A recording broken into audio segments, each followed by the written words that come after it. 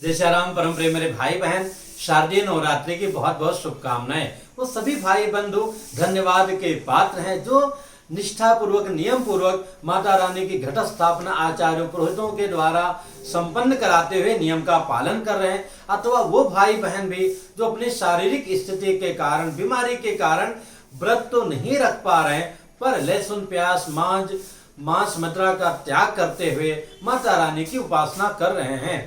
लेकिन मेरा आप सभी से यही निवेदन है कि उपासना हमें उस रूप में करना चाहिए जो हम विधिवत नियम पूर्वक कर पाए। उसी प्रकार से जैसे अगर हम तैराकी में निपुण हैं तो हमें तैराकी में भाग लेना चाहिए, नहीं सामान्यतः दौड़ने में निपुण है तो उसमें भाग लेना चाहिए। तो जो दुर्गा सप्तशती का पाठ है स्वयं कैसे करें, इस लिंक को टच करके आप देख सकते हैं, कर सकते हैं। उसमें भी ये जो लिंक है चतुर्थ अध्याय का है जो आप स्वयं विधिवत नित्य पाठ कर सकते हैं। लेकिन इसके साथ में भी बहुत बड़ा अवसर है, हम अन्य उपासना भी कर सकते हैं। जो भी उपासना करेंगे माता रानी की कृपा से, उन देवता की कृपा से हजारों गुना ज्यादा पुण्य के साथ में वो उपासना आपके लिए फलदायी और सफल हो जाएगी। उसी प्रकार से जैसे कि दीपावली में दियों का सेल होता है, कपड़ों का सेल होता है, सोने चांदी का सेल होता है, पर उसके साथ में मोबाइल भी लोग बेच लेते हैं, गाड़ियां भी बेच लेते हैं और भी पता नहीं क्या क्या चीजें लोग बेच लेते हैं। तो ये जो नवरात्रि का अवसर है बहुत ही पुण्य फलदायी है।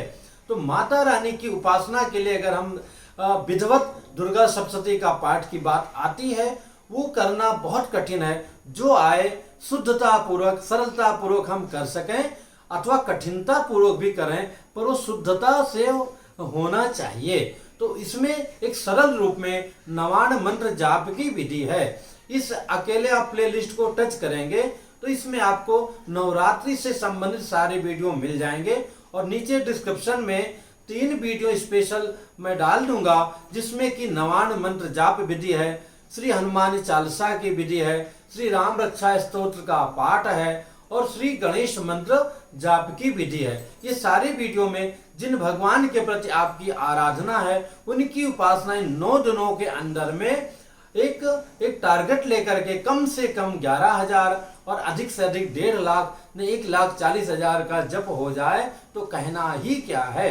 पर जैसी आपकी स्थिति हो उस प्रकार से आप 11 माला भी मनोवेग से नित्य करेंगे तो भी आपका भगवान की कृपा से उद्धार होगा। चूंकि ये नवरात्रि का पर्व बहुत बहुत ही अधिक पुण्य फलदायी है, तो बिल्कुल आप लग जाएं। उत्तम यही है कि हम व्रत के नियम का पालन करें। नियम का पालन करने से हमको उसमें हेल्प मिलता है वो अनुष्ठान करने में, नहीं तो हमारा मन भागता है कि अरे कोई बात नहीं, हम तो व्रत भी नहीं है। तो हम जब व्रत रहते हैं वहीं से अनुष्ठान हमारा प्रारंभ होता है। उसी प्रकार से जैसे कि हम स्कूल जाते हैं तो हम एक टाइमली और एक कह सकते हैं कि क्रमशः हम पढ़ाई कर लेते हैं। बिना स्कूल गए भी बहुत बच्चे पढ़ लेते हैं, पर हमको एक न मन होते हुए भी करना पड़ता है। इसी प्रकार से जब हम एक अखंड दिया ही जला लेते हैं, कलश स्थापन किसी कारण से नहीं कर पाए, अथवा जितना देर हमें पूजा करनी है, जप करनी है, उतनी देर भी अखंड दिया जलाएंगे। कम से कम पाठ करने तक तो हम व्रत के नियम का पालन करें। बाद में भले ही अपनी शारीरिक स्थिति के अनुसार हम रोटी इत्यादि ग्रहण कर लें, तो एक हमारा उसमें मन लगेगा, हमारा अनुष्ठान सफल हो पाएगा। और पुण्य तो व्रत करने का अलग से ही हमें प्राप्ति होती ही है। तो ये बहुत बहुत ही बड़ा अवसर है। तो इसमें जैसे कि मैंने बताया माता रानी की उपासना, उसमें भी सरलतम से श्री नवाण मंत्र का जाप ये नीचे डिस्क्रिप्शन में आपको मिल जाएगा, कर सकते हैं। इसके अलावा श्री गणेश मंत्र का जाप, गणपति बप्पा के प्रति जिनके मन में हृदय में विशेष प्रेम है वो गणेश जी का अनुष्ठान कर लें। श्री बजरंग बली के मन में प्रेम है तो वो बजरंग बली का हनुमान चालीसा, श्री हनुमान चालीसा का अनुष्ठान कर लें। और जो हमारे राम जी के प्रिय हैं वो श्री राम रक्षा स्तोत्र पाठ का बहुत बहुत बड़ा ही महत्व है। इसके साथ में श्री गोपाल सहस्त्र नाम, ललिता सहस्त्र नाम, अथवा जो है दूसरा देखें विष्णु सहस्त्र नाम इत्यादि इत्यादि। लेकिन एक विशेष रूप से कम एक पाठ, जो बड़े पाठ हैं नहीं, जो कम समय में संपन्न हो जाते हैं, उनका 11 पाठ हमें नित्य करना चाहिए। कहने का अभिप्राय कम से कम 2-3 घंटा तो समय भगवान के चरणों में देना ही चाहिए। तो ऐसा आप करेंगे, निश्चित आपका जो भी पाठ आप करेंगे वो रिचार्ज हो जाता है नवरात्रि में, और ग्रहण के समय पाठ करने से सिद्ध हो जाता है। तो एक तो वो पाठ सिद्ध हो जाएगा, कभी भी संकट में आपके काम आएगा, और दूसरा आपको पुण्य फल की प्राप्ति होगी। और जिस भी भावना से करेंगे, कामना से करेंगे, मेरा भरोसा है, अनुभव है कि माँ की कृपा से, उस आपके परिश्रम से, आपकी सेवा भक्ति से निश्चित आपकी कामना पूर्ण होगी।